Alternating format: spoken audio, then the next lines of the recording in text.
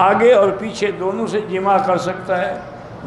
پیچھے سے جمع کرنے پر اللہ کے نبی نے لعنت بھیجی ہے کہ من اتی فی دبر امرأتہ فعلیہ لعنت اللہ، جو آدمی عورت کو غلط استعمال کرتا ہے اس پر اللہ کی لعنت ہوتی ہے۔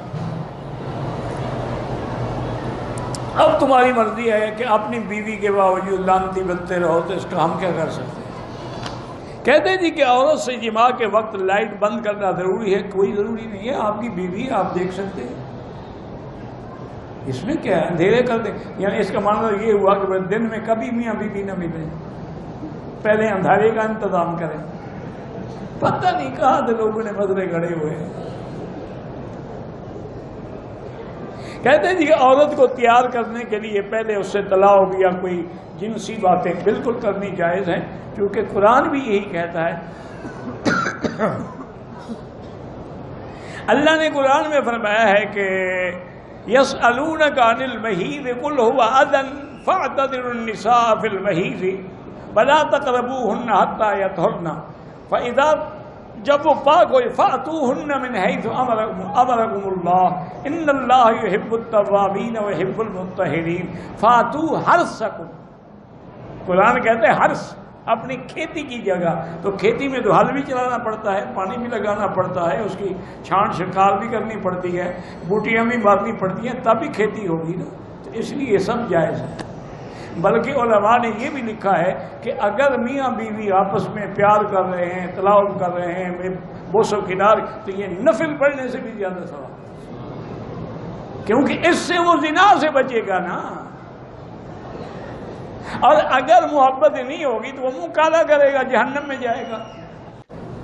اگر عورت اپنے مرد کے شرمگاہ پہ بوسہ دے، بہرحال یہ شریعت کے خلاف ہے۔ میاں بیوی بغیر کپڑوں کے سو سکتے ہیں؟ کیوں نہیں سو سکتے؟ ہاں میاں بیوی ہیں، بالکل سو سکتے ہیں۔ تم وہ مسئلے پوچھو نا جی شریعت کے یا تقوی کے، پرہیزگاری کے، وہ چھوڑو۔ وہ تو انبیاء نے تو کبھی دیکھا نہیں، بی بی فرماتی کہ میں نے حضور کا بدن ہی نہیں دیکھا، تو وہ بغیر کپڑوں کے کیسے سوتے ہوں گے؟ وہ بلند مقام ہے۔ جہاں تک فتویٰ ہے وہ یہی ہے کہ تم میاں بیوی سو سکتے ہو بغیر کپڑوں کے۔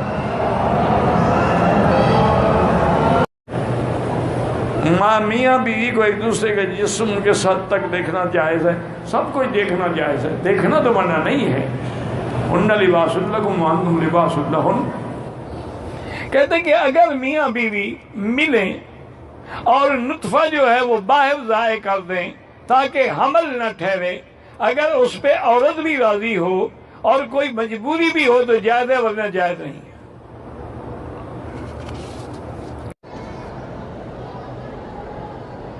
کہتا ہے کہ بعض اوقات بچہ دودھ پی رہا ہے، اس وقت بھی خاوند اپنی بیوی سے مل سکتا ہے، لیکن بہتر یہ ہوتا ہے کہ ایسی حالات میں نہ ملیں۔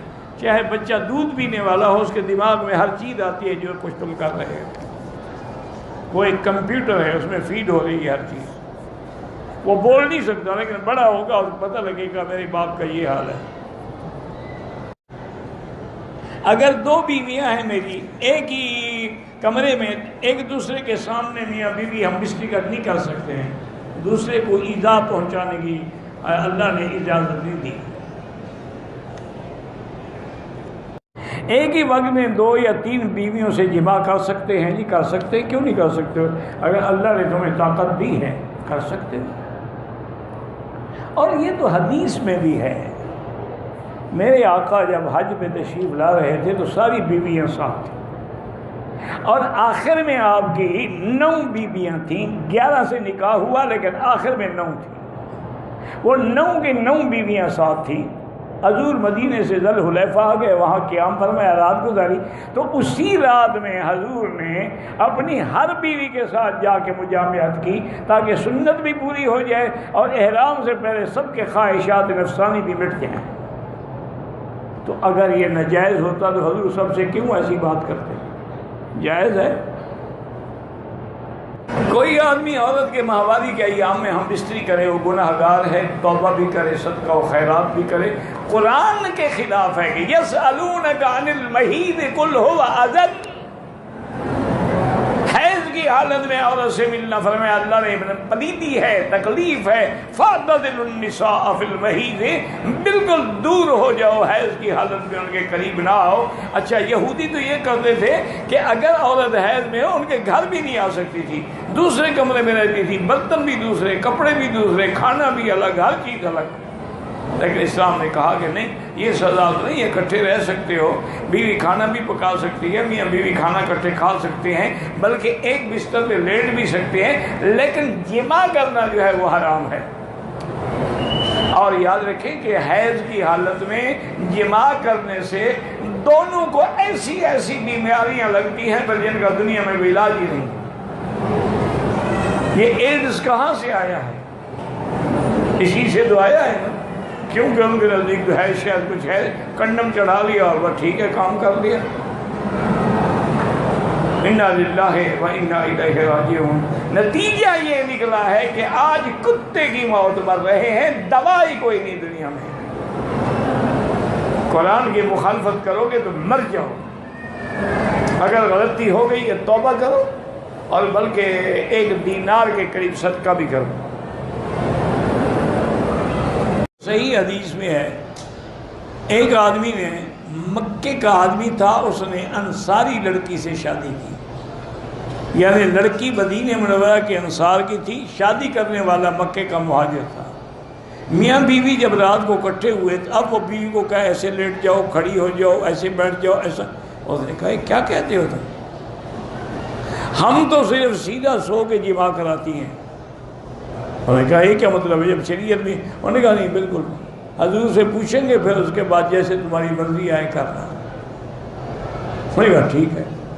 صبح کو حضور کی خدمت میں آئے، انہوں نے پوچھا، انہوں نے فرمایا کہ ہاں بس عورت کا پچھلا حصہ استعمال نہ کرو، باقی تمہاری مرضی ہے، کھڑے ہو کے، بیٹھ کے، لیٹ کے، جو چاہو کرو۔ فاتوا حرثکم انا شئتم۔ تو یہ میری بیٹی، ایسے مسئلے ہوتے ہیں، کوئی اس میں یہ بات نہیں ہے کہ میں کیوں جواب دیتا ہوں، یہ دینا پڑے گا، ورنہ وہ تو ساری زندگی پھر چوستے رہیں گے۔ کہتے جی کہ میاں بیوی ملنے سے پہلے دعا، کپڑے اتارنے سے پہلے دعا مانگ سکتے ہیں، اللہم جنب الشیطان عنا وجنبنا ما رزقتنا منہ، یا اعوذ باللہ پڑھ لیا کرو۔